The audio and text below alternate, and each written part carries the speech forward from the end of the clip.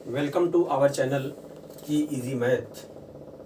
Dear students, जैसा कि आप जानते हैं कि आजकल हम यूपी बोर्ड इंटरमीडिएट मैथमेटिक्स के पेपर में जो इम्पोर्टेंट क्वेश्चन आने वाले हैं, इम्पोर्टेंट टॉपिक्स पर इम्पोर्टेंट क्वेश्चन की वीडियो हम बनाना शुरू किए हैं और हमारा 2 लेक्चर इस पर हो चुका है। आज हम तीसरा लेक्चर शुरू करने वाले हैं। 2 लेक्चर में जो हमने बताया है, एक सिस्टम ऑफ लीनियर इक्वेशन पर, जिसमें से हमने बताया कि 8 नंबर की या 8 से ज़्यादा नंबर आने की पूरी गारंटी है। दूसरा लेक्चर जो हमने बनाया वो इन्वर्स मैट्रिक्स, एडजॉइंट मैट्रिक्स इस पर है, जिस पर 8 नंबर या 8 नंबर से ज़्यादा क्वेश्चन आने की संभावना है। इस तरह से 20-22 नंबर के क्वेश्चन के लिए मैं दावे के साथ कह सकता हूँ कि पेपर में आपको मिल सकता है, अगर आप अच्छे तरीके से तैयारी कर लीजिए। अब सवाल ये उठता है कि कुछ बच्चे सोच सकते हैं इसकी क्या ज़रूरत है। तो स्टूडेंट्स 2 तरीके होते हैं। एक वे स्टूडेंट्स होते हैं जो बहुत ही डीपली कोर्स की स्टडी किए होते हैं और हर क्वेश्चन लगभग लगा चुके होते हैं। उनकी ख्वाहिश होती है, उनकी चाहत होती है कि पेपर बहुत अच्छा जाए, 99% या 100% मार्क्स लाने के लिए वो तैयारी करते हैं। तो उनके लिए भी ये वीडियो इम्पोर्टेंट है, क्योंकि मार्क्स लाना एक कला है। कुछ क्वेश्चन को तो आपको बहुत अच्छी तरीके से तैयारी करनी होगी, और दूसरे वे बच्चे यानी वे स्टूडेंट्स जो अब तक पढ़ाई को सीरियसली नहीं लिए और अच्छे तरीके से पढ़ नहीं पाए और एग्ज़ाम करीब आने वाला है, तो थोड़ा सा परेशान रहते हैं कि क्या करें, कैसे करें कि हम 50% मार्क्स हमारे आ जाएं या 40% मार्क्स आ जाएं। तो ये वीडियो उनके लिए भी बहुत ही इम्पोर्टेंट है, क्योंकि इन वीडियोस को जो हमने सीरीज़ शुरू की है, अगर इस सीरीज़ की ही वो अच्छे तरीके से तैयारी कर लें तो 50% मार्क्स आने में कोई दिक्कत उनको नहीं होगी। तो आज की वीडियो है सिस्टम ऑफ लीनियर प्रोग्रामिंग यानी रैखिक प्रोग्रामन पर एक क्वेश्चन बोर्ड में ज़रूर पूछा जाता है। आप जानते हो पेपर के 5-6 सेट बनते हैं, करीब करीब हर सेट में एक क्वेश्चन रखा जाता है। तो इस क्वेश्चन का कॉन्सेप्ट आपको अच्छी तरीके से समझना है। और एक चीज़ और है, इसमें रिपीट कम होता है, कोई ना कोई संख्या डिफर कर दी जाती है। तो अगर आपका बेसिक कॉन्सेप्ट क्लियर है तो संख्या कितना भी बदल दें, क्वेश्चन कैसा भी दे देंगे, बेसिक कॉन्सेप्ट क्लियर है तो ये 8 नंबर आपका पक्का है, वो कहीं जा नहीं सकता है और बहुत ही इजी है। आप देखिए, हमने डिफरेंट ईयर में जो पेपर की स्टडी करने के बाद जो हमने क्वेश्चन लिखे हैं, क्वेश्चन नंबर 1 ये 2014, 15, 16, 17 में आया हुआ है। Question number 2 2023। Question number 3 question number 2 8 number का है, 1 भी 8 नंबर का है, 3 भी 8 नंबर का है। क्वेश्चन नंबर 3 2020 में, 2022 में, 2023 में दोनों सेट में आया हुआ है। क्वेश्चन नंबर 4 ये भी 8 नंबर का है, 2014, 17, 19, 20 और 23 में आया हुआ है। क्वेश्चन नंबर 5 ये 2 नंबर का है, और देखिए 2023 बीबी, और क्वेश्चन नंबर 2 ये भी 2023 बीबी में आया हुआ है। ये 8 नंबर का है, 2 नंबर, यानी 10 नंबर का है। एक ही पेपर में 10 नंबर क्वेश्चन आया हुआ है। क्वेश्चन नंबर 6 ये भी 8 नंबर का है। क्वेश्चन नंबर 7 ये 5 नंबर का आया हुआ है। ऐसे ही 8वां 8 नंबर का है, 9वां 8 नंबर का है। तो इसमें मैं कोशिश करूंगा कि पहला और दूसरा क्वेश्चन सॉल्व करके, क्योंकि पहले क्वेश्चन और दूसरे क्वेश्चन दोनों अलग अलग हैं और बाकी क्वेश्चन इन्हीं से मिलते जुलते हैं। इसलिए आज की लेक्चर में मैं आपको 2 क्वेश्चन सॉल्व कराऊंगा और आपका बेसिक कॉन्सेप्ट भी क्लियर कराने की कोशिश करूंगा। तो आइए देखते हैं क्वेश्चन नंबर 1 जो 8 नंबर का है, 14, 15, 16, 17 में आया हुआ है। क्वेश्चन की लैंग्वेज है आलेखी विधि द्वारा यानी ग्राफ मेथड द्वारा निम्न रैखिक प्रोग्रामन यानी लीनियर प्रोग्रामिंग समस्या को निम्न व्यवरोध के अंतर्गत हल कीजिए। व्यवरोध क्या है? ये लिखा है x + y <= 40, 2x + y <= 70, x is greater than or equal to 0, y greater than or equal to 0। कह रहे हैं z = 5x + 2y का अधिकतम मान ज्ञात कीजिए। तो अधिकतम मान पूछते हैं या न्यूनतम मान पूछते हैं। किसी क्वेश्चन में अधिकतम और न्यूनतम दोनों पूछते हैं। जैसे आप देखिए क्वेश्चन नंबर 3 जो हमने लिखा है यहाँ पर, तो अधिकतम भी पूछा गया है, न्यूनतम पूछा गया है। तो अधिकतम पूछा जाए या न्यूनतम पूछा जाए या दोनों पूछा जाए, काम हमको वही करने हैं जो अधिकतम में करने हैं, जो न्यूनतम में करने हैं, जो दोनों में करने, कोई अलग से नहीं करना काम। तो चलिए हम देखते हैं। हमारी अस्मिका जो दी हुई है, इनइक्वालिटी, इसको इनइक्वालिटी कहते हैं। 4 इनइक्वालिटी दी हुई है, तो लिखेंगे दी गई अस्मिका, दी गई अस्मिका के संगत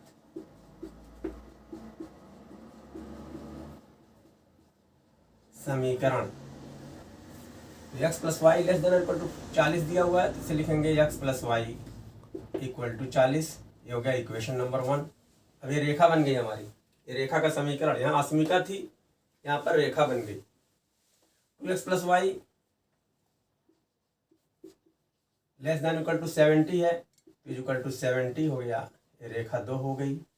फिर x = 0, ये रेखा 3 हो गई। फिर y = 0, ये रेखा हो गई 4। पहला काम है करेंगे। अच्छा, अब उसके बाद हम क्या करेंगे? रेखा x + y = 40 को का ग्राफ खींचेंगे। ग्राफ पेपर पर खींचेंगे। ग्राफ पेपर आपको मिलेगा एग्जाम में, नहीं मिलेगा तो आप मांग लेंगे।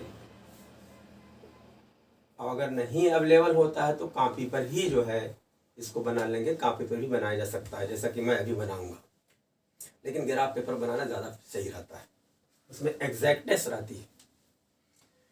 तो हम x + y = 40 रेखा का ग्राफ खींचेंगे, इसका ग्राफ खींचेंगे, दूसरा काम। और दोनों का इंटरसेक्शन पॉइंट निकालेंगे, प्रतिच्छेद बिंदु ज्ञात करेंगे। इतना काम करेंगे, ठीक है। तो अब x + y = 40 का ग्राफ खींचने का 2 तरीका है। हमको पॉइंट्स, ये रेखा x अक्ष और y अक्ष को कहाँ पर काटती है, उस पॉइंट्स का पता लगाना है।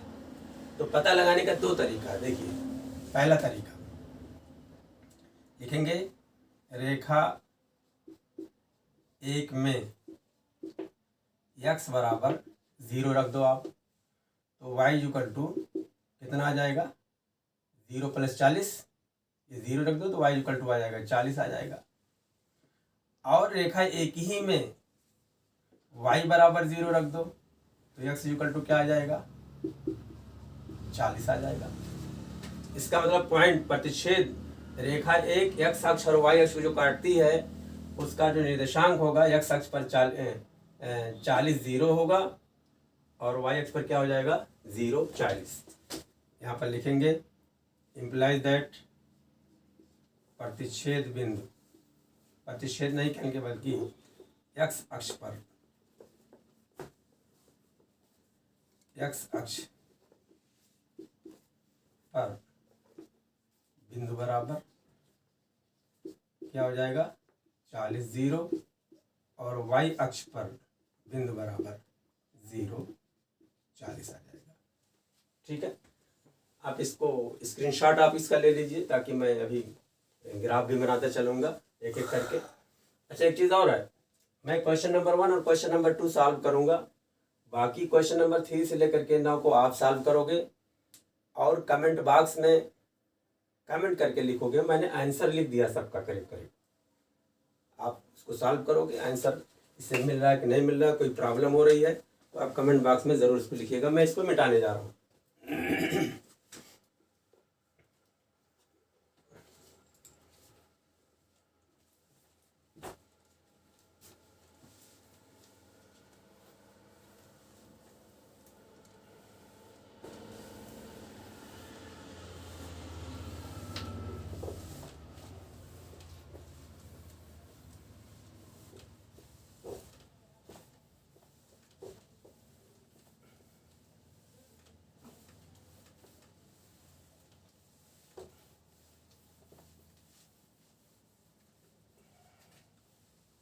चलिए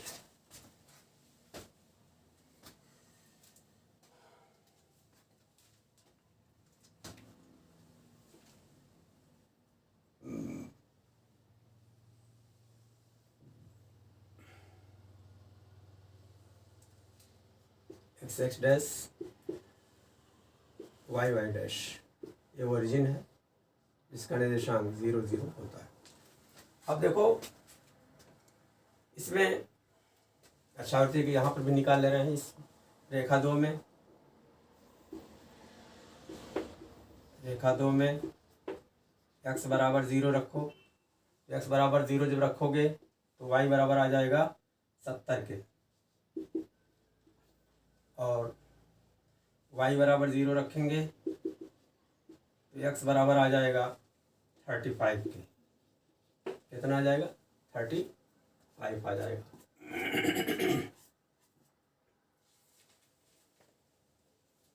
ठीक है, y बराबर 0, रेखा दो में y बराबर 0 तो 2x इक्वल टू 70 तो x इक्वल टू 35 आ जाएगा।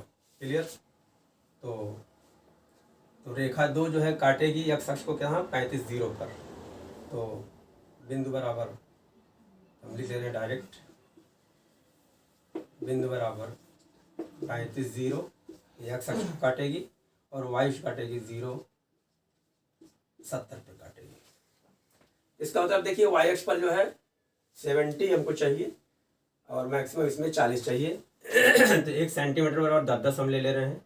1 2 3 4, 1 2 3 4 5 6 7, हो गया 10 20 30 40, 10 20 30 40 50 60 70। तो रेखा एक, अच्छा एक चीज़ और हम बताना चाहते थे। रेखा एक में x बराबर 0 रखा तो y बराबर 40 आ गया। इसको ऐसे भी कर सकते हैं, देखिए यहाँ से 40 से डिवाइड कर दो तो x upon 40 plus y upon 40 equal to 1 आ जाएगा। तो x अक्ष पर कटा हुआ अंतखंड आ गया 40, ये y अक्ष पर कटा हुआ अंतखंड आ गया 40। तो 40 0 और ऊपर 40 0 40, देखिए यहाँ पर इम्प्लाइज दैट 40 0 और 0 40, ऐसे भी आप लिख सकते हो। ऐसे यहाँ पर देखो इस रेखा के लिए 70 से डिवाइड कर दो तो x अपान 35 हो जाएगा प्लस y अपान 70 हो जाएगा equal to 1। Implies that x अक्ष पर 35 0 पॉइंट हो जाएगा और y अक्ष पर हो जाएगा 0 70 हो जाएगा। देखिए 35 0 आया 0 70। आप चाहे डायरेक्ट ऐसे निकाल सकते हो, किस फार्मूले से? x upon a plus y upon b equal to 1, जहाँ पर a x अक्ष पर कटा हुआ अंतखंड है और b y अक्ष पर कटा हुआ अंतखंड है। मैं बहुत डिटेल बता रहा हूँ, जो बच्चे नहीं पढ़े हैं वो भी इसको समझ सकते हैं, इनका बेसिक क्लियर नहीं है, हाई स्कूल लेवल का पढ़ा रहा हूँ। अब देखिए पॉइंट हमारा आ गया 40 0, ये 40 0 आ गया पॉइंट, इसका नाम रख देंगे a 40 0 और b क्या है 0 40, ये क्या है 0 40 0, ये हो गया b 0 40। अब a और b को मिला देंगे, इसको और आगे बढ़ाएंगे, इसको ही बढ़ाएंगे, ये हमारी ये रेखा आ गई क्या x plus y equal to 40, x plus y equal to 40 लिख देंगे यहाँ पर। क्लियर? अब दूसरी रेखा क्या है 2x plus y equal to 70। इसमें पॉइंट क्या है x अक्ष को पर 35 0, यहाँ पर देखिए ये हो गया, इसका नाम ए भी डाल दिया, इसका नाम C डाल देंगे, और ये है 35 0 और 10 ऊपर क्या है, कितना है था 10 0 70, ये 0,70 है, तो 0,70 हमारा ए हो गया। इसका नाम डाल देंगे डी, 0,70। अब सी को डी से मिलाएंगे, बहुत हिसाब से ले जाएंगे, सी को डी से मिलाएंगे। इस तरीके से सी को डी से हमने मिला दिया और इधर आगे की तरफ इसको बढ़ा देंगे। आप देख रहे हो कि ये रेखा ए बी और सी डी एक दूसरे को काट रही हैं। ये इंटरसेक्शन पॉइंट मान लिया ई है, तो रेखा 1 और 2 से प्रतिच्छेद बिंदु भी ज्ञात कर लेंगे। तो लिखेंगे समीकरण 1 तथा 2 का प्रतिच्छेद, समीकरण ने बल्कि रेखा कहना मुनासिब है, रेखा 1 तथा 2 का प्रतिच्छेद बिंदु, क्योंकि दोनों काट रही हैं तो ज्ञात कर लेंगे। कैसे घटक हो, 2 में से 1 को माइनस कर दो तो वाई वाई कैंसिल हो जाएगा और 2x minus x equal to x आएगा। 70 में से 40 गए 30, तो एक्स इक्वल टू आ जाएगा 30। जब एक्स इक्वल टू 30 आ गया तो वाई इक्वल टू आ जाएगा 10 के। कितना आ जाएगा? 10 हो जाएगा। तो 30 10। तो आप देख रहे हो कि एग्जैक्ट लाइन थोड़ा टेढ़ी हो गई है। 30 10 इस तरीके से ये हमारा हो गया ई, ये हो गया 30 10। क्लियर बात हो गई। अब अगला काम हमें जो करना है, क्योंकि हमको समस्या को निम्न विरोधों के अंतर्गत हल करना है, यानी ये जो 4 अस्मिकाएं हैं इसका हल क्षेत्र क्या होगा। तो हल जब किसी रेखा को करते हो, समीकरण करते हो, तो 1 हल 2 हल 3 हल आते हैं। यहाँ पर 1 हल 2 हल नहीं बल्कि अनेकों हल आएंगे और इन्हीं रेखाओं के बीच में होंगे बहुत सारे पॉइंट्स होंगे। अब हम रेखा अस्मिका जो एक हमारी अस्मिका x plus y less than equal to 40 है, जिससे रेखा हमने x plus y equal to 40 खींचा है, और दूसरी रेखा है 2x plus y equal to 70। ये हमारी है, ये है 2x plus y equal to 70। अब इस अस्मिका में मूल बिंदु को पुट करेंगे, लिखेंगे अस्मिका, यही मेन चीज है, अस्मिका x plus y less than और इक्वल टू 40 में मूल बिंदु यानी 0 0 रखने पर, तो मूल बिंदु रखो तो क्या हो जाएगा? 0 प्लस 0 लेस देन और इक्वल टू 40 या 0 लेस देन इक्वल टू 40, यानी 0 छोटा है 40 से। क्या ये बात सत्य है कि असत्य है? तो 0 छोटा 40 से ही हर कोई कहेगा, तो लिखेंगे जो कि सत्य है, जो कि सत्य है। तो इससे फायदा क्या हुआ? जब सत्य है यानी हम कह सकते हैं कि अस्मिका मूल बिंदु द्वारा संतुष्ट हो रही है, अर्थात अस्मिका मूल बिंदु से संतुष्ट हो रही है। इसलिए इस अस्मिका का जो हल क्षेत्र होगा उसमें मूल बिंदु होगा। इसलिए इस अस्मिका के हल क्षेत्र में मूल बिंदु पड़ेगा, यानी मूल बिंदु होगा, इसमें शामिल होगा। इसका मतलब क्या हुआ? इसका मतलब हुआ कि रेखा अस्मिका हमारी है x plus y less than equal to 40 और रेखा है x plus y equal to 40। इसका मतलब हुआ कि रेखा पर स्थित सभी बिंदु और रेखा के नीचे के स्थित सभी बिंदु अस्मिका के हल क्षेत्र होंगे, अर्थात इस अस्मिका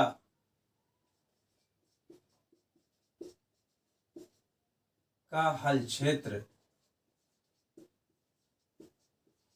हल क्षेत्र यानी सॉल्यूशन रीजन, इसको इंग्लिश में कहते हैं सॉल्यूशन रीजन, इस रेखा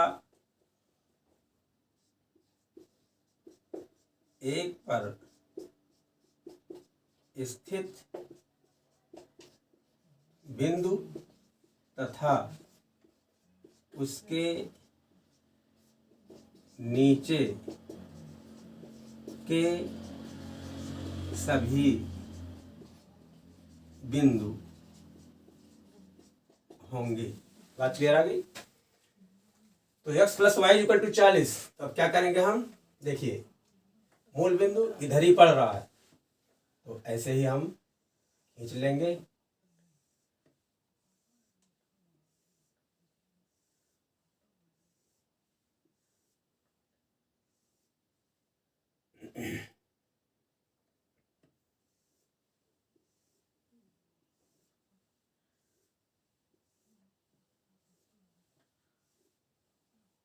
ये खींच लिया, ये सारे सॉल्यूशन एरिया होंगे इस अस्मिका के।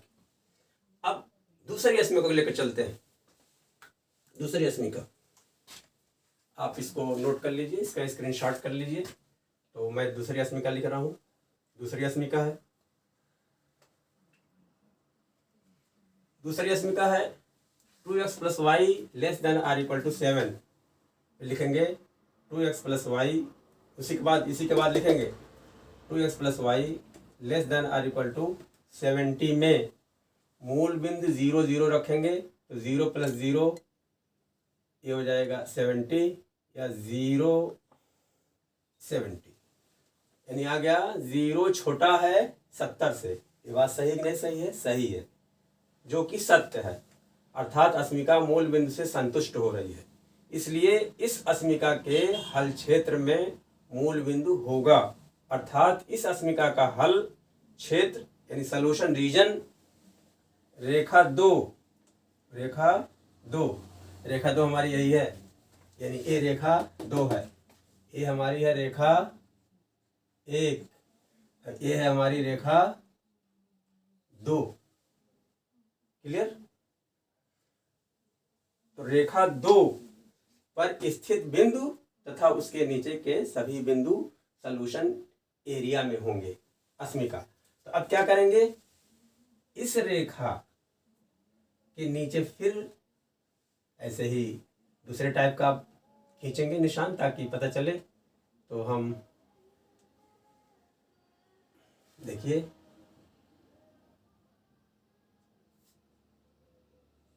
ऐसे कर दे रहे हैं, ऐसे खींच रहे हैं।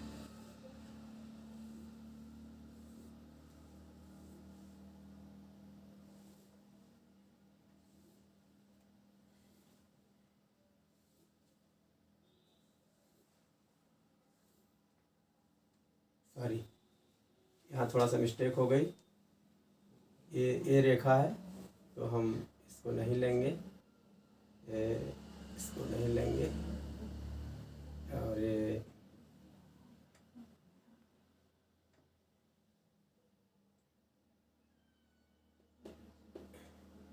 रेखा हमारी ये वाली है, ऐसे है, इसको ला रहे हैं हम ऐसे ही, ऐसे ला रहे हैं। ठीक है, ये हो गया। अब आप देखो यहाँ पर चेक बन रहा है, कहाँ पे, बी ओ, और ये पॉइंट है सी ई बी। यही चेक जो है सॉल्यूशन होगा, लेकिन अभी थोड़ा सा और काम बाकी है। x greater than 0, x equal to 0, x equal to 0 माने y अक्ष, ये हमारा y अक्ष है, इसका समीकरण हो जाएगा x इक्वल टू 0। ये हमारा x अक्ष है, इसका समीकरण हो जाएगा y इक्वल टू 0। तो x greater than or equal to 0 का मतलब क्या हुआ, x greater than or equal to 0 का मतलब y अक्ष और y अक्ष के दाहिनी तरफ भी इसका सलूशन होगा। तो इसको हम ये मिटा दे रहे हैं।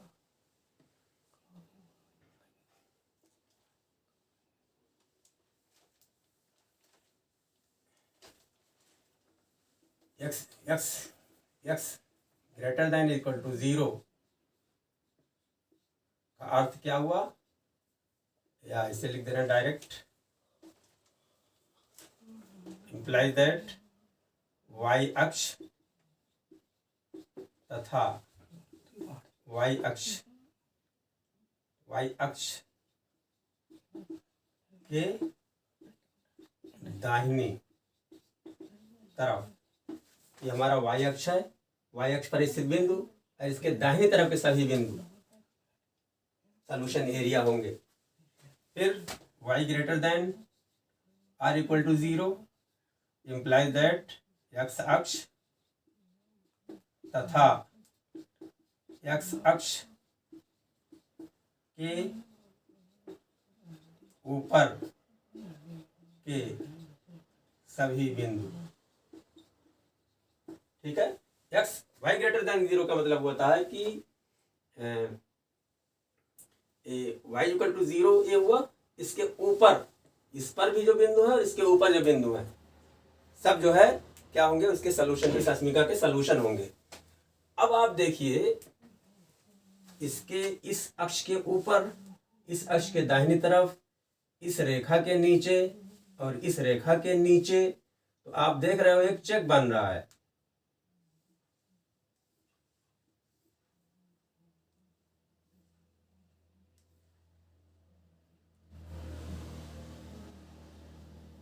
एक जो है यहाँ पर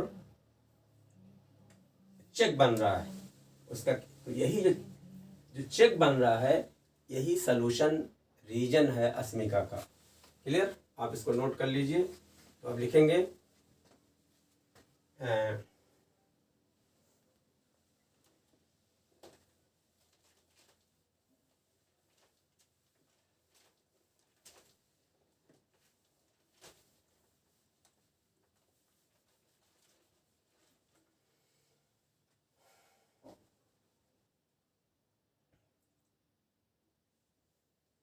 तो अतः दी गई अस्मिका, अच्छा ठीक, दी गई अस्मिका का हल क्षेत्र या हल समुच्चय भी इसे कहते हैं,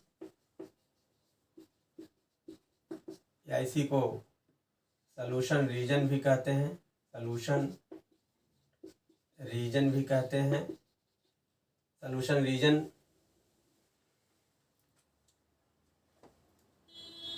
वे सभी बिंदु होंगे, वे सभी बिंदु होंगे जो छायांकित भाग अब छायांकित भाग का नाम क्या है, ओ, फिर देखिए सी ई बी ओ, छायांकित भाग बराबर ओ सी, यहाँ पर ओ, फिर सी, फिर ई, फिर बी, फिर ओ, ई बी ओ। तो रेखा ओ सी, रेखा सी ई और रेखा ई बी और रेखा बी ओ पर जो बिंदु हैं वो भी, और इसके अंदर जो बिंदु हैं सभी जो है अस्मिका के हल क्षेत्र होंगे। ठीक है, ओ सी ई बी ओ। क्लियर। अब दूसरा काम क्या करना है, z equal to 5x + 2y का अधिकतम मान ज्ञात करना है। अधिकतम मान ज्ञात करना है, इतना में स्थित बिंदु, जबकि उन रेखाओं के बिंदु भी इसमें शामिल हैं, इसको नोट रखो। अब बिंदु हमारे 4 हैं, देखिए 1 2 3 4। तो अब यहाँ पर देखिए कॉलम बनाएंगे अधिकतम मान ज्ञात करने के लिए। यहाँ पर लिखेंगे बिंदु, यहाँ पर लिखेंगे, इसको कोणीय बिंदु भी कहते हैं। कोणीय क्या बोलते हैं, कोणीय बिंदु भी कहते हैं, कोणीय। कोणीय बिंदु, और z इज इक्वल टू क्या दिया हुआ है 5x + 2y का मान कोणीय बिंदु क्या क्या है, पहला है 0 0, और क्या है इसका नाम O, बिंदु O। दूसरा है C यानी 35 0,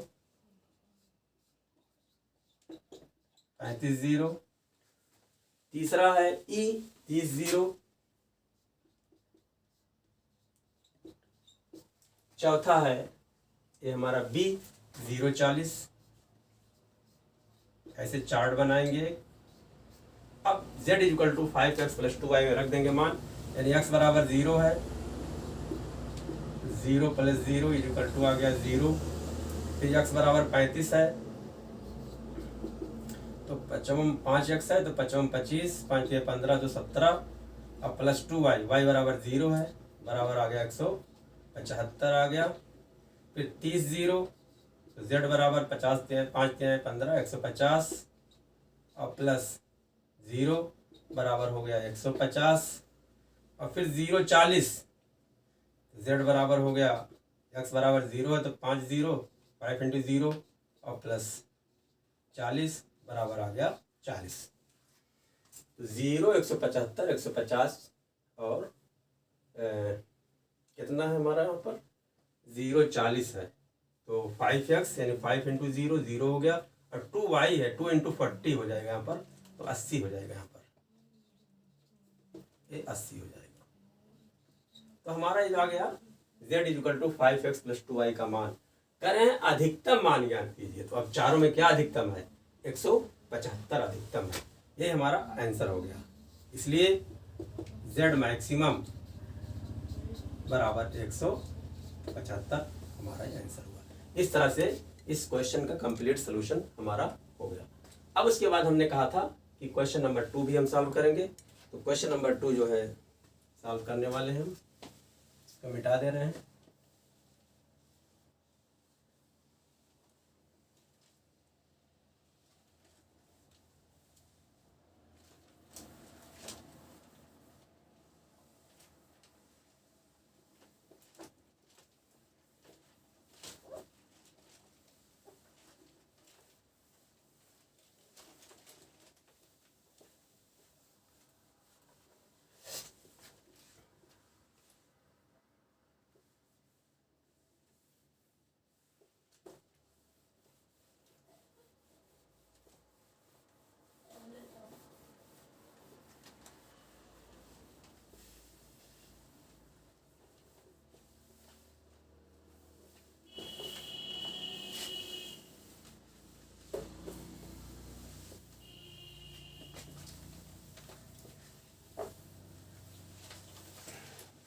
क्वेश्चन नंबर 2 सॉल्व करने वाले हैं।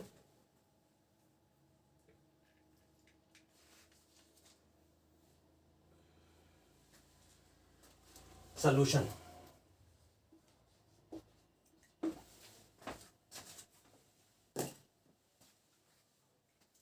ये भी 8 नंबर क्वेश्चन पूछा गया 2023 में। निम्नलिखित विरोधों के अंतर्गत z equal to x + y का अधिकतमीकरण ज्ञात कीजिए। दिया हुआ है x + y ये अस्मिकाएं 4 हैं, ठीक है। तो सबसे पहला काम क्या करेंगे, हम जो अस्मिकाएं दी हैं इनके संगत समीकरण लिख लेंगे। तो लिखेंगे दी गई अस्मिकाओं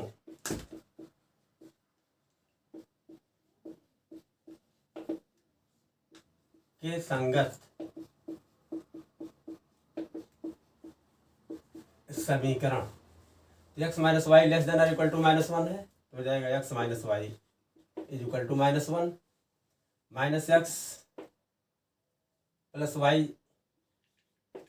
< 0 है, =0 हो जाएगा। फिर x = 0, फिर y = 0, ये हो गया 1, ये हो गया 2, ये हो गया 3, ये हो गया 4। तो अब ये रेखाएं हैं, तो रेखा x - y = -1 x अक्ष को कहाँ पर काटेगी, y अक्ष पर कहाँ काटेगी, तो हमने दो तरीका बताया। एक तरीका बताया कि x इक्वल टू 0 पुट कर दो तो y की वैल्यू आ जाएगी, और y इक्वल टू 0 पुट कर दो तो x की वैल्यू आ जाएगी। और दूसरा तरीका आप देखो, x minus y equal to -1 implies that x upon -1 से डिवाइड कर दो, x अपान -1 प्लस यानी -1 से डिवाइड कर दो तो x अपान -1 माइनस वाई अपान -1 यानी y अपान 1 आ जाएगा, इक्वल टू 1 आ जाएगा। ये रेखा x अपान a, इस रेखा x upon a plus y upon b equal to 1 के रूप की है। तो कंपेयर करेंगे तो क्या आ जाएगा, यहाँ पर a इक्वल टू -1 और b इक्वल टू 1 आ जाएगा। जहाँ पर a क्या है, x अक्ष पर कटा हुआ अंतखंड है, और b क्या है, y अक्ष पर कटा हुआ अंतखंड। एक तरीका तो हुआ, और दूसरा तरीका हमने बताया है तो इम्प्लाइज दैट x अक्ष पर वो बिंदु क्या होगा, x अपान -1, सॉरी चेक कर ले रहे हैं, अच्छा देखते हैं क्या आता है। वो अगर x इक्वल टू 0 रखो तो y इक्वल टू 1 आ जाएगा। x इक्वल टू ऐसे चेक करें, x इक्वल टू 0 रखने पर तो y इक्वल टू आ जाएगा 1 आ जाएगा। तो इम्प्लाइज दैट हो जाएगा 0 1 हो गया, और y इक्वल टू 0 रखो तो देखो क्या आ जाएगा, x इक्वल टू -1 आ जाएगा, x इक्वल टू -1 तो इम्प्लाइज दैट -1 0। ठीक है, हमारा ये पॉइंट होगा, सही लिखा है। x अक्ष पर बिंदु बराबर -1 0 और y अक्ष पर बिंदु बराबर क्या हो जाएगा, 0 1 हो जाएगा। तो इस तरीके से निकाल सकते हो आप, चाहे ऐसे निकाल सकते हो। इम्प्लाइज दैट बिंदु बराबर वही है -1 0 और 0 1। हमने दोनों तरीके से बता दिया। तो अब देखते हैं रेखा 1 को ड्रा करते हैं, ग्राफ रेखा 1।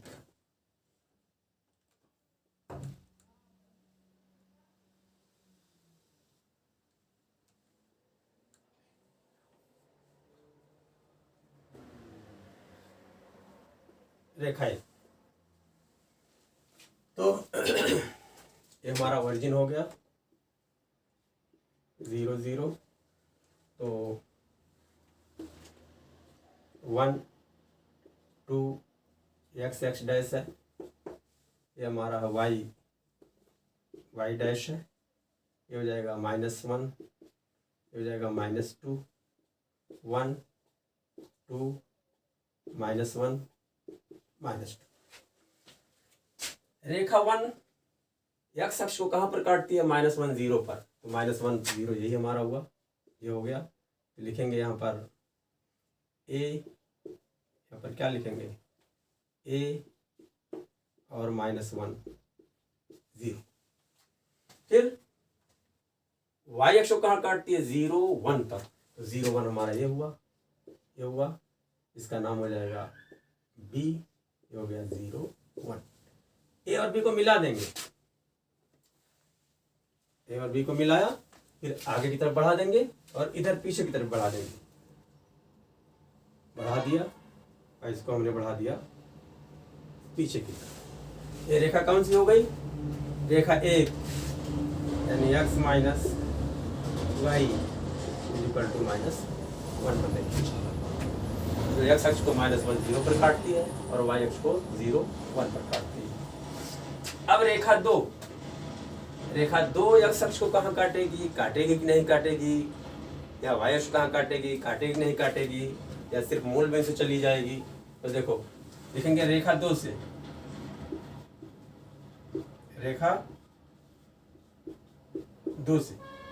रेखा 2 माने -x minus y equal to 0, यही तो है, -x प्लस वाई है, यहाँ पर -x plus y equal to 0, या कह सकते हो कि x equal to y, implies that x equal to y भी कह सकते हो। तो रेखा एक्स इक्वल टू वाई कहाँ से जाती है? हमेशा मूल बिंदु से जाती है। कैसे? जब एक्स इक्वल टू 0 तो y equal to 0, x equal to 1 तो वाई इक्वल टू 1। तो इसमें जो बिंदु होंगे, जिस बिंदु से जाएगी वो 0 0, 1 1, 2 2 इसके बिंदु होंगे। ठीक है, जैसे यहाँ पर बिंदु निकाला गया है, तो इसके बिंदु जो होंगे 0 0, 1 1, 2 2, -1 -1, इसकी कोई ज़रूरत नहीं है। तो हमारी मूल बिंदु से रेखा जा रही है,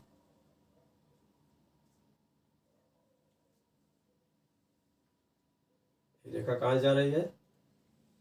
मूल बिंदु से जा रही है।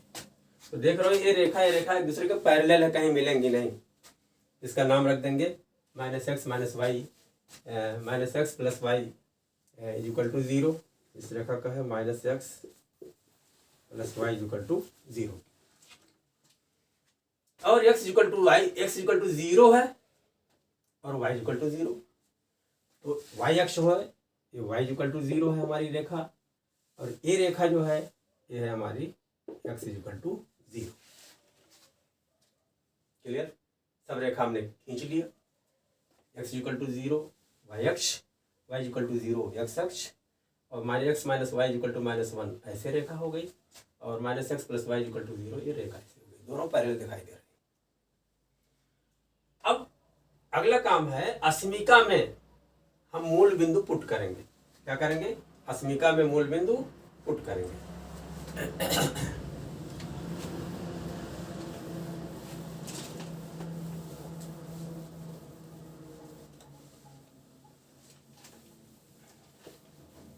देखेंगे तो पहली अस्मिका लेंगे। अस्मिका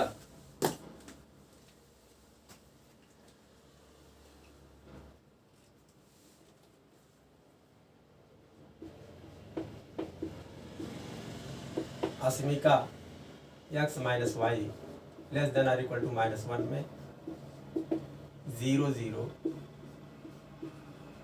रखने पर, तो रखो x equal to 0, -0 less than और इक्वल टू -1, या 0 - 0 0 ही आएगा, 0 लेस देन और इक्वल टू -1। कह रहे हैं 0 छोटा है -1 से, तो क्या 0 -1 से छोटा है? नहीं है, 0 -1 से बड़ा होता है। क्लियर? ये बात सत्य नहीं है, जो कि असत्य है। तो इसलिए अतः इस अस्मिका के इस अस्मिका का हल क्षेत्र यानी सॉल्यूशन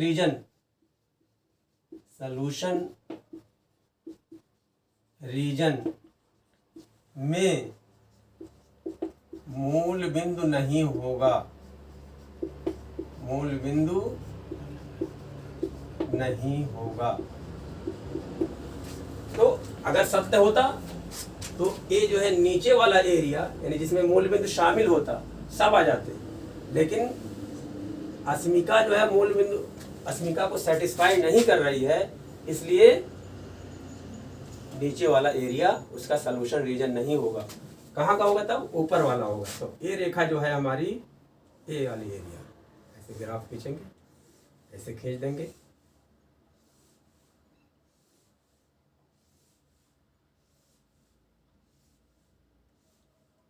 ये होगा।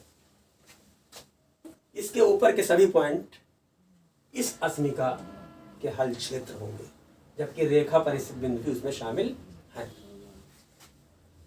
मूल बिंदु नहीं होगा, अर्थात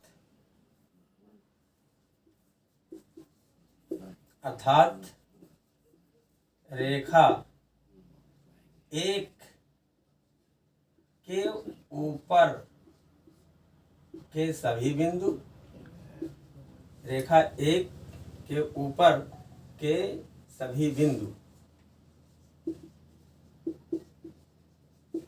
अस्मिका के हल होंगे। इस अस्मिका के, इस अस्मिका की बात हो रही है, जिसकी बात हो रही है, इस अस्मिका के हल होंगे, यानी इस अस्मिका का हल क्षेत्र ऊपर होगा इस रेखा के। अब दूसरी रेखा को चेक करते हैं, रेखा दो। रेखा दो हमारी क्या है, -x + y <= 0। उसमें यही काम करेंगे। अस्मिका -x + y <= 0 में मूल बिंदु यानी 0 0 रखने पर, तो देखो 0 -0 + 0 <= 0 या 0 <= 0, ये भी सत्य है, जो कि सत्य है।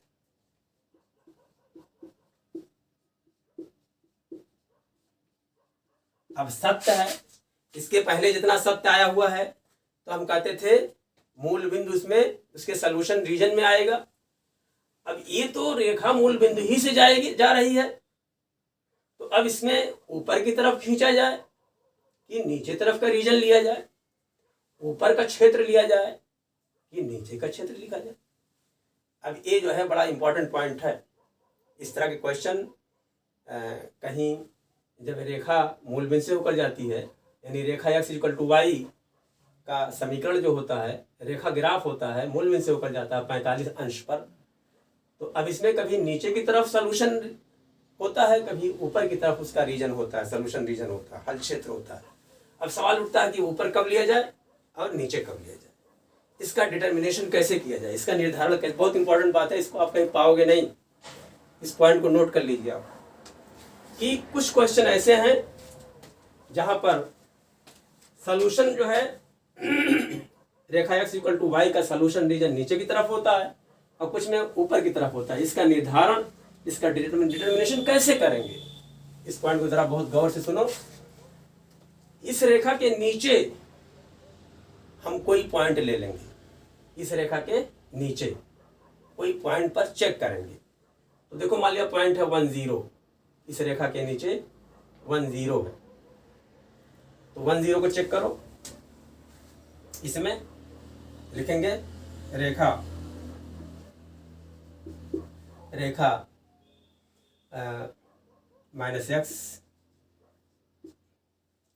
+ y = 0 के नीचे कोई बिंदु माना, ले लिया हमने 1 0। इस रेखा के नीचे है कि नहीं है, 1 0 है, 2 0 तमाम है, -1 0 2 -2 -0 2 0 -2 हमने ले लिया। अब इसको अस्मिका में रखेंगे, है ना, इस बिंदु को अस्मिका में रख के चेक करते हैं कि संतुष्ट हो रहा कि नहीं संतुष्ट हो रहा। इस बिंदु को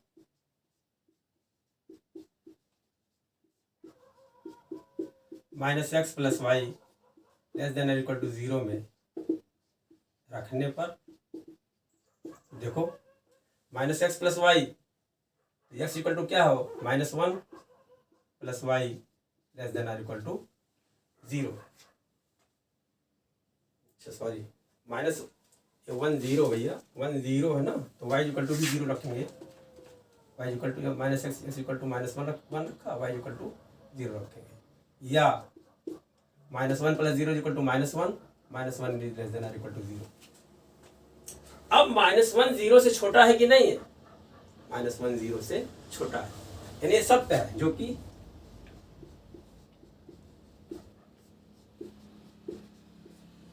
सत्य है। तो जब सत्य है, हमने कहा रेखा y = x, या कहो रेखा -x + y = 0 के नीचे कोई भी पॉइंट ले लो, उस पॉइंट को इस अस्मिका यानी -x + y <= 0 में पुट कर दो। अगर वो पॉइंट उसको सेटिस्फाई करता है, संतुष्ट करता है, तो सॉल्यूशन रीजन जो होगा, हल क्षेत्र जो होगा, नीचे की तरफ होगा। कहाँ होगा, नीचे की तरफ होगा, ये होगा नीचे की तरफ।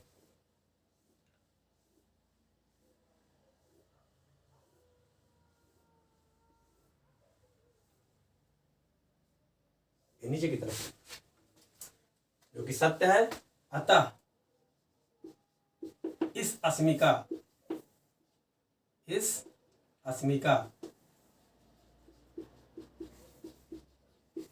का हल क्षेत्र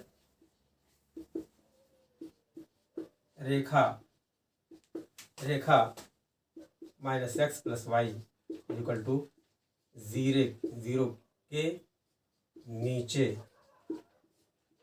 की तरफ होगा।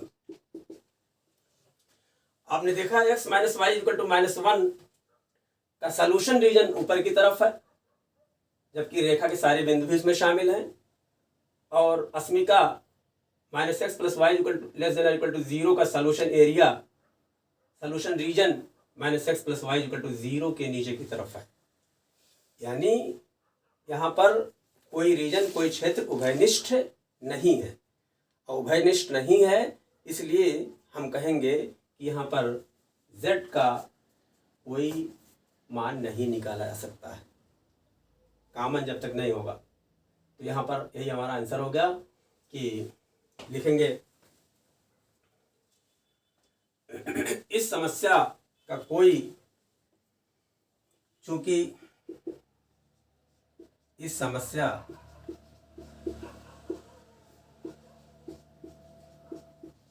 का कोई सुसंगत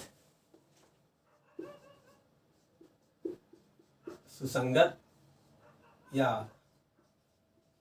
उभयनिष्ठ